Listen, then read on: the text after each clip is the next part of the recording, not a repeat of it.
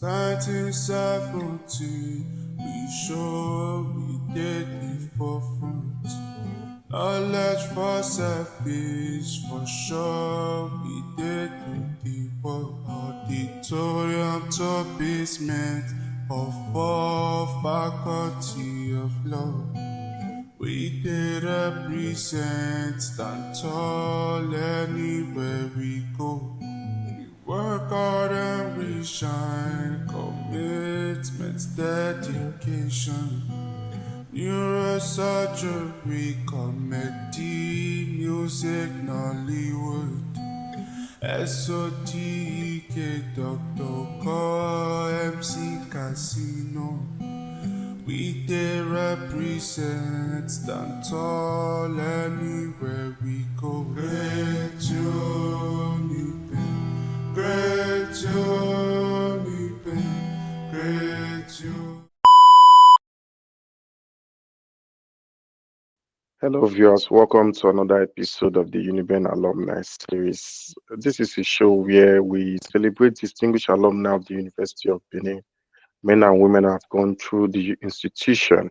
They tell us their journey, and the aim is to inspire current students and also young alumni of the institution. And on today's episode, we have a career strategist and a coach. She holds a Bachelor of Arts in Theatre Arts from the University of Benin. She's Bernadette Olatunbosun. Thank you very much, Bernadette, for joining us today. Hi, Omokaro. Thank you so much for having me. I really feel very honored. Thank you so much. Thank you. Thank you. Yeah. Hi, everyone. Okay. You studied theatre art from our institution, the University of Benin. What influenced that choice of theatre art? Some guests we have had on this show, maybe they wanted to study law and they found themselves in theatre art or other courses. But did you get to theatre art? Was that your first choice of study? 100%. It was my first choice. It was my first and only choice. So I want to look in the camera and say that it was my first and only choice, literally. I think that theatre art is a course that's really underrated. And I will say that most of the things that the person that I am today, even though I'm not practicing theatre artist, it is in every single thing that I do. It is in my being. It's in my blood, you know. So theatre art was my first choice. The person who was one of my mentors, she would study performing arts, theatre art in the University of Benin. And I just loved the fact that she was very radical. Like, I don't want to use the word radical. I just want to say she was very authentic. And I loved that, you know, when you're in a room with her and a lot of other people, she'll just say something and she'll get away with it. And I was like, I like that. I really want to be able to get away with things like that. So I loved it. I can't remember if I ever visited her while she was on campus, but yeah, that's another story. Honestly, we'll probably dive into that later. The first time I got in there, when my parents took me and dropped me off, and I was like, okay, is this it? But theatre art was my first choice. Okay. Theatre art was situated at the Ekehuan campus of the university. And we have had a few guests on this show that have talked about the homely nature of Ekehuan campus. Yeah. How was Ekehuan campus for you? How was the environment and the vicinity? Oh my goodness, that's a really good question. Ekehuan campus was home, was family. It was like everything that, how do I even put it now? It was just home, you know, from the lecturers to the students to the people, even the people that were, like, even the vendors, the people who were selling food, to the people who maybe like the hair makers. It was like a family. Everybody knew everybody. So whether you were in 100 level, you were in final year, you would know everybody's name. So it was either the person was in mass comm, they were in theater arts, or they were in fine art, or they were postgraduate students or something. So you would always know each other. And it was a really, really great community. I will say that very, very homely. So if the same way it was homely, if there was beef, it could also grow very, very like personal as well. But all in all, it was very, like you said, it was very homely.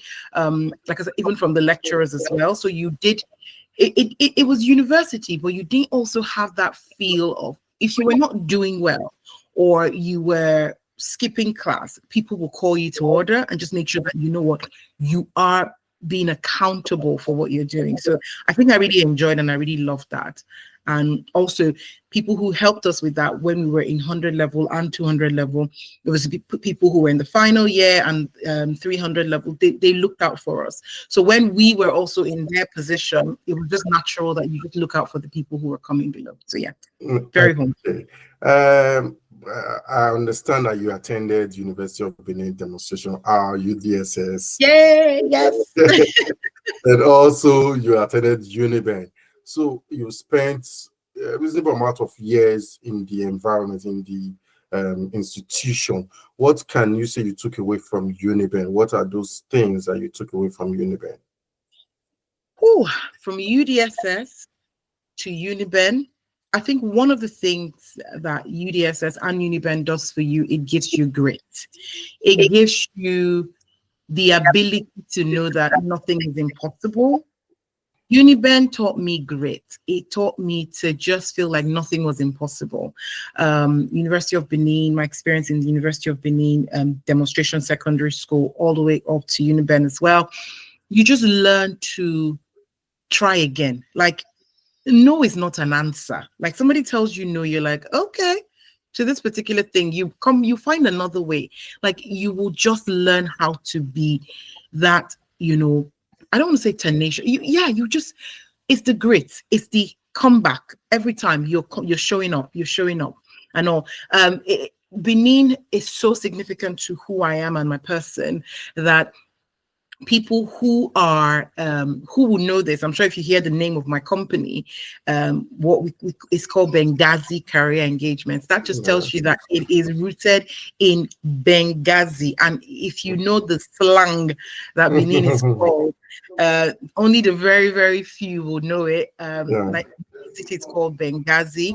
And it was so easy for me when I was just searching. I wasn't really searching for a name. It just came and I just registered it. I was like, this is it. And that's what going with it. And so it just really deeps down to my roots. And I really take those roots very seriously. And I hold any relationship I have from the University of Benin or UDSS as a whole. I hold those relationships very dear because they're part of the people who formed me to be who I am. Okay. After your time at the University of Benin, you went into project management. Even in the UK, you worked with Lloyds Bank, I think London Stock Exchange as well. Yeah. You went into project management from there. Deutsche Bank. I've worked with Capgemini. I've worked with quite a number of institutions. So how did you get into project management? And is there a link between theater arts and project management? Oh, Omokara, you're just asking very difficult questions. We came ready. Okay, so theater arts, like I said, the grit. If you think about it, theater arts and any production. So I look at it like this from this perspective. The production is from start to finish is a project, whether we like it or not. So you're starting a project, you're given a script by a lecturer and saying, this is what I want. Either you want it as a musical, or they want it as a dance presentation, or they want it as a costume presentation, or they want it as a drama or a comedy, whatever they want. You're going to have to make it. You're going to have to start. You're going to have to put a team together. Who's doing what? Who's responsible for what? So all of that. And I've always been a backstage girl. Even while I was in Uniben, I was one of those people. I will be the one hemming people's costumes before they go on stage. I like to be the person who's controlling things at the back. I wasn't really one of those people who likes to be in front of the camera and not really still. I try my best to stay behind, because we're the ones who are controlling things at the back. So things are going well in front. People are hailing the people in front, but we know that we're the ones who made the stage stand. We're the ones who are building up the stage, who are there day, night there, and getting those costumes ready, getting people changed. So for me, that in itself is a project, but you never really draw correlations until you're really in another live project. So working in corporate UK, it showed me that there's so many similarities between theater art and the project that I'm working on. It doesn't matter what kind of project it is. It could be just finance. It could be a finance related project, because I've worked in a lot of financial institutions. It could be a CRM system. It could be anything. At the end of the day, there's start to finish. You have to put a team together. You have to start from somewhere. You have to have a plan. Everybody has to have. You have to budget things. It's the same thing. So yeah, so I would definitely draw that correlation to project management and theater artistry. Yeah, the second leg of the question: why did you go into project management? Was there something that you saw and felt, oh, I can do theater art in another dimension? Yeah. So I like that question, but the thing is, for how I got into projects, right, it was just me wanting more. So I've been around. Before I got into projects officially, I used to be in education. I say used to, I'm still sort of in education because I'm coaching now anyways. Yeah. When I said education, when I mean education, like full-time education, I was working with schools, primary schools majorly, and some secondary schools. And with those schools, what I was doing was I first started by working in a school, in a Montessori school, got all my passion for education, then went on and started a school, helped somebody set up a school, to start a school from scratch. And then we saw how things just really, really grew and progressed. And a lot of other school owners were coming to us and say, can you just replicate what you've done for this school that started from one child in less than a year and a half, with grown that to almost 200 children. And then they're like, what are you guys doing? Come and replicate in our school. So we just realized that we started going around and we're, doing the same thing, just helping businesses, small school owners do a lot of that. So that in itself were also projects, whether I liked it or not, but it wasn't called that. It was educational consulting. And so when I got married and relocated to England, I went into the bank. I started working in the bank. I was a mortgage advisor, so certified mortgage advisor. So if you have mortgage problems, you can come to me as well, and all of that. So it's easy. I can advise, FCA certified and all. But I wanted more, and I just realized that. And I had a friend who went into project management and said, babe, you are already doing this thing. I don't know why you're not, getting it. So I went in and I got officially certified, went in and did what I needed to do, and then I just transitioned. Went for my first job interview. I think by the time I was applying, I think I had 2-3 interviews, and I got all 3 offers. And that just told me that I could really relate. They could also relate with, a mortgage advisor coming into this kind of role, and it just blew up from there. And yeah, and here I am, how many organizations later, and I'm still loving it. Okay, let's talk about your career in coaching and being a strategist, career strategist. Your job now is to help professionals find fulfillment in their career. How challenging is that, especially when there are a lot of factors that mitigate their goals? So how challenging is the job for you? Oh my goodness. The whole thing, working with a person who, I work with a lot of immigrants currently.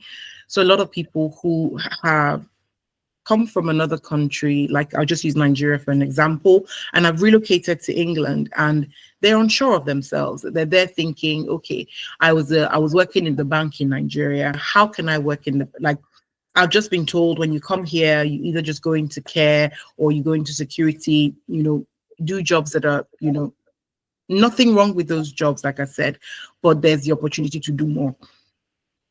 And one of the major problems I have with people, or one of the things that I realize that when I can switch it, everything else becomes easy, is the mindset of settling. People are very, very comfortable with just coming in and settling for what everybody else is doing. So I say to a lot of people, the first 3, 4 relationships you have in the UK or any country that you relocate to will determine how your steps will go in the next 5, 10 years of your stay in that country. Because those first 5, 4, 3, 4, 5 people that you interact with will either make or break you. So if those ones come and say to you, guy, just get in line. This is what everybody does. Just get it, you will do it. But if you meet a person that tells you, come, let's go into tech, or come, let's go into this, you realize that your mind is open. So what I try and do, I spend a lot of time, if you work with me, if anybody who works with me that you speak with, they'll tell you that I spend a lot of time helping them change their mindset, understand their mindset first, and then change it if need be. Because when that mindset is ready, you can walk into any room and command anything. And if you, for example, we're working in a bank in Nigeria and you want to work in a bank in the UK, you have transferable skills. Even if we're working in a bank in Nigeria and you want to go into tech, there are transferable skills we can use on your job. What's the most rewarding aspect of your work? Oh man, I've seen a lot of people. There's so many.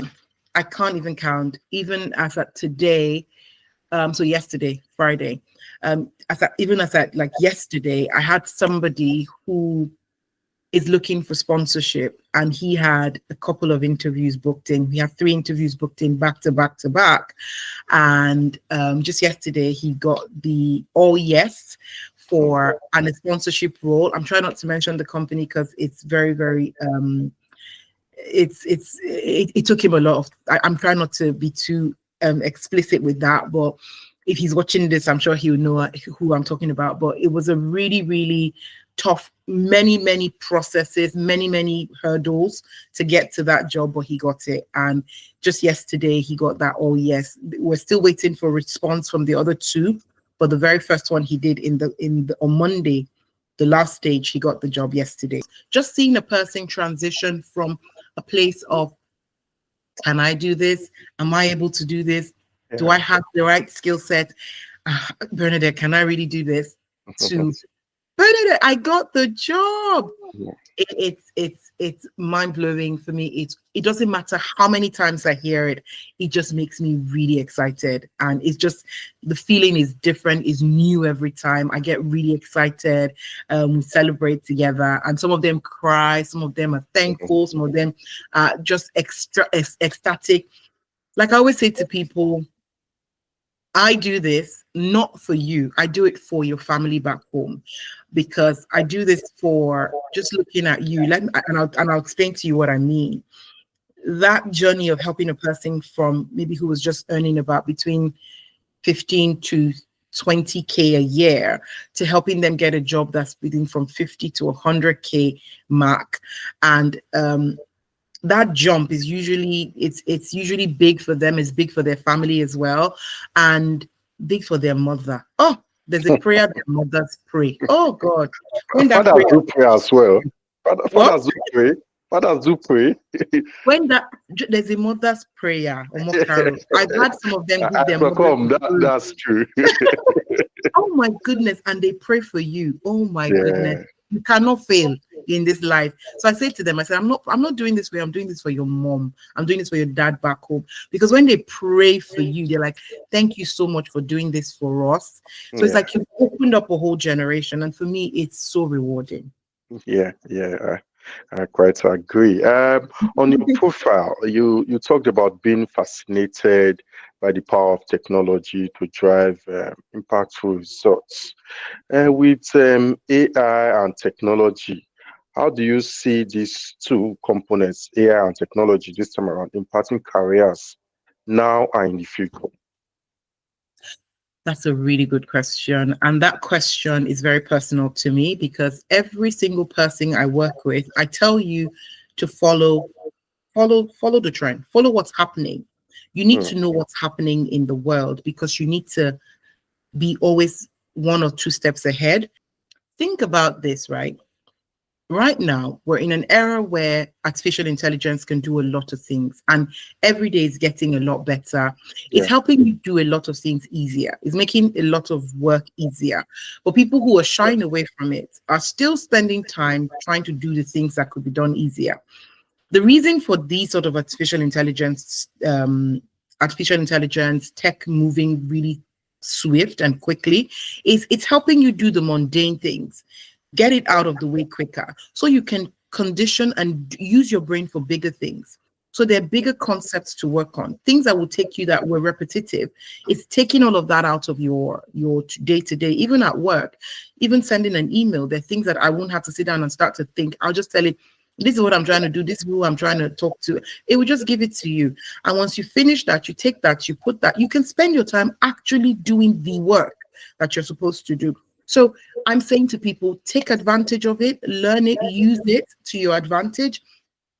And another thing is, in as much as I'm a career coach, everybody who I work with, they will also tell you that in as much as I'm trying to get you to get a really good job, I tell you, knowledge is power. And when you're in those roles, whether for now, in the next 2 years, in the next 5 years, understand what you're doing, because that in itself is a product that you can sell later and you can leverage off it. So it means that in a couple of years, all of that knowledge that you've gained, you can still use artificial intelligence to package it. And then you also maybe start a YouTube channel like yourself, and just start to teach people how to do what you know how to do. So use artificial intelligence, use technology to your advantage. It is not here to steal your jobs. It's here to refine your jobs. And I think I like to make this very think about this from, if you think about the lady who used to do shorthand, who could type loads of years ago. Yeah. She had a skill that almost anybody didn't have, and it was very special. Like everybody knew that typist. Oh, she had the shorthand. But now, and kids don't know what typewriters are. They see it, they'll be like, "What is this?" It's ancient to them. So you sit down there and you're still trying to learn that shorthand, and you're still stuck in there. The times will leave you. So what am I saying? When the trends are moving, move with the trends. Understand what is coming next and be prepared for it, and not say it's stealing our jobs, but just reinvent yourself. Lastly, for our students or young alumni, what are those key elements that should be in a CV to make it strong, to make it stand out? That's a really good question, Omokaro. And one thing I will say is that think about a CV like this as it's like an introduction to you in a room that you're not in. So what is it on there that a person should be seeing about you that's going to make them jump at it? So your CV should be introducing you. If your CV does all the beautiful things of introducing you, and the person then tries to reach you and is unable to reach you, that's literally unuseful. It's not useful at all. So I will say one of the most important things on your CV is your phone number or your email address that is correct. So correct email address, a correct phone number, very, very important. Why is that important? Because when a person is trying to reach you, that is what they reach you with. So if they cannot reach you when, that's really, really very key. Another thing is, if you're applying for a job, you need to look at the job description. So I will say to you, tweak your CV to suit every job you're applying for. Very, very slight tweak. You should always have a master copy of your CV.